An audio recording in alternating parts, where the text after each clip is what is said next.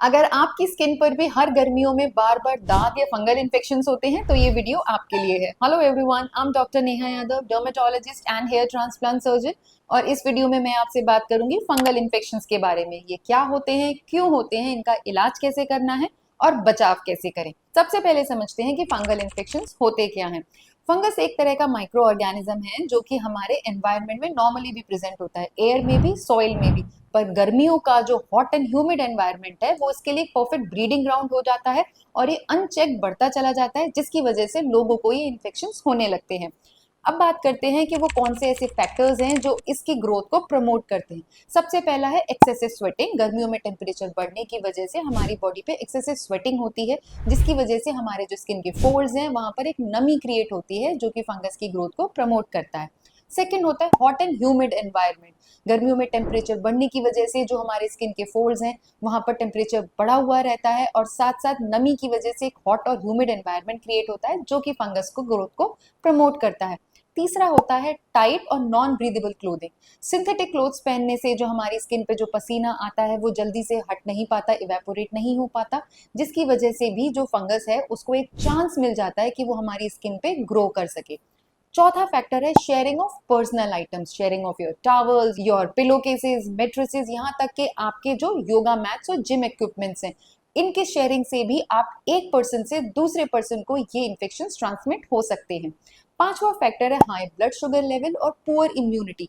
जिन लोगों का blood sugar ज्यादा रहता है या जिन लोगों की इम्यूनिटी पुअर होती है उन लोगों को फंगल इन्फेक्शन होने के चांसेस नॉर्मल लोगों से थोड़े ज्यादा होते हैं। दूसरी प्रॉब्लम उनमें ये होती है कि फंगल इन्फेक्शन का जो ट्रीटमेंट है वो थोड़ा सा मुश्किल हो जाता है और थोड़ा लंबा भी चलता है। अब बात करते हैं कि फंगल इन्फेक्शन दिखते कैसे हैं। जो हमारी बॉडी के एक्सपोज्ड पार्ट है, जैसे हमारा चेस्ट, एब्डोमेन, आर्म्स और लेग, वहां पर ये गोल गोल रिंग शेप लीजन्स दिखते हैं जो कि लाल रंग के होते हैं, जिनके बॉर्डर्स थोड़े से उभरे हुए होते हैं और वहां पर हल्की हल्की सी पपड़ी या स्केलिंग होती है। जो स्किन के फोल्ड्स होते हैं वहां पर ये रेड पैचेस के जैसे प्रेजेंट करता है। वहां पर स्किन हल्की हल्की सी गली हुई सी हो सकती है और छूने में गीलापन फील होता है। तीसरी प्रेजेंटेशन होती है जहां हमारे ये उंगलियों के फोल्ड्स में होता है, खास करके हमारे पैरों की उंगलियों के फोर्थ और फिफ्थ डिजिट के बीच में, क्योंकि वहां पर जूते पहनने की वजह से काफी हॉट और ह्यूमिड एनवायरनमेंट होता है, वहां स्किन गली गली लगती है, पर वाकई में वो एक फंगल इन्फेक्शन होता है।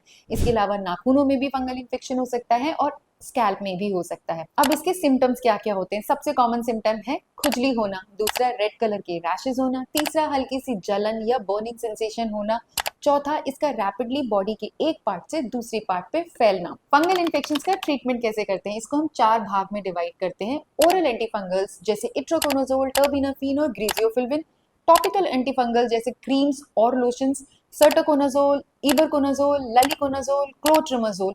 एंटीफंगल वॉशेस जिन्हें हम एज ए शैम्पू और बॉडी वॉश यूज करते हैं, और एंटीहिस्टामिनिक्स जो कि इचिंग या खुजली को कंट्रोल करने के लिए दी जाती हैं।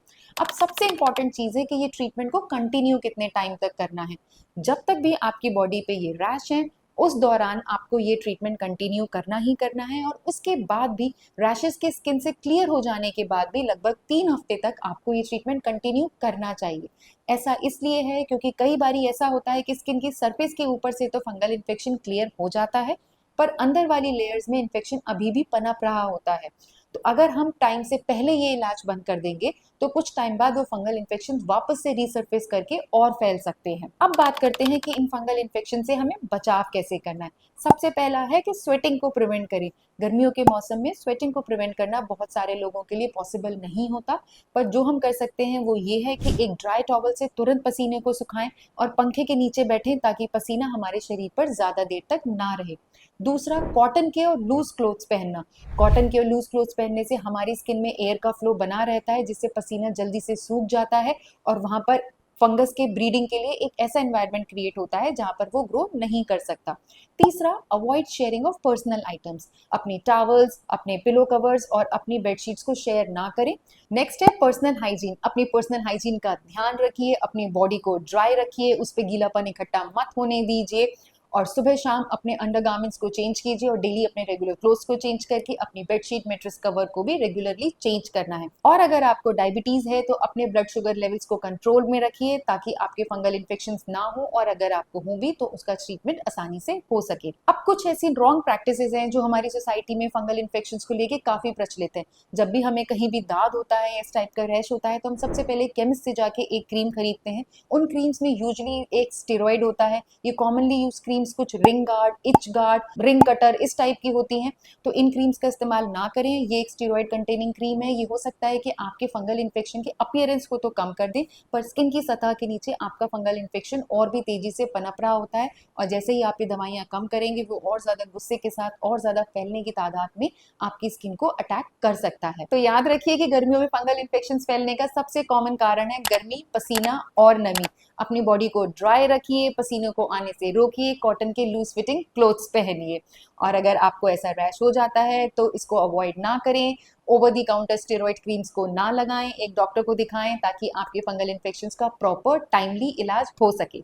अगर आपको ये वीडियो अच्छा लगा है तो please like this video, share it with everyone you wish to, subscribe to my channel and do not forget to press the bell icon to get regular notifications of such interesting videos. Thank you so much.